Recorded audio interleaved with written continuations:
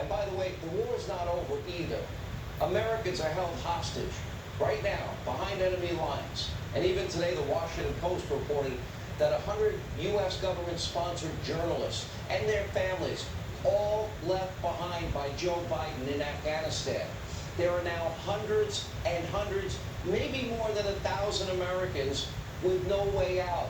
And of course, we have no update on the exact number or their whereabouts. No concrete plan at all to rescue them.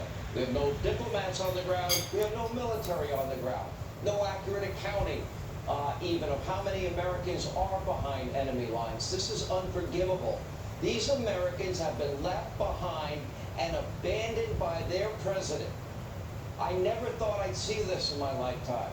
You know, I thought you didn't leave people behind, Joe.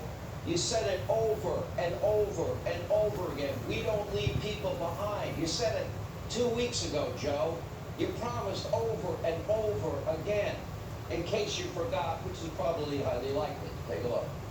If there's American citizens left, we're going to stay and get them all out. This town, this state, this country takes care of our own. Leaves nobody behind. Giving everyone a fair shot, leaving nobody behind.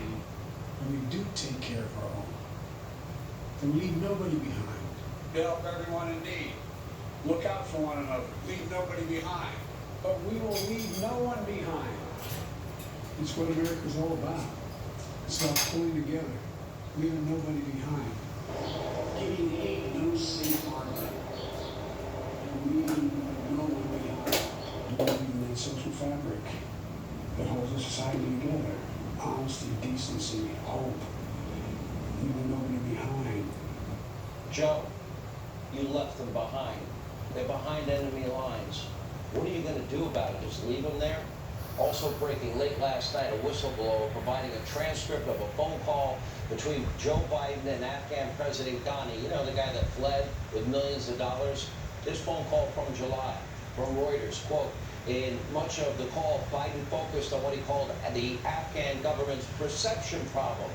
I need not tell you the perception around the world and in parts of Afghanistan, I believe, is that things are not going well in terms of the fight against the Taliban, Biden said. And there is a need, whether it's true or not, we all knew it was true, there is a need to project a different picture. Everybody knew it was true. That great, well-trained Afghan army that Biden was bragging about the same month was, disintegrating right before the eyes of the world. Not lies, Joe, perceptions.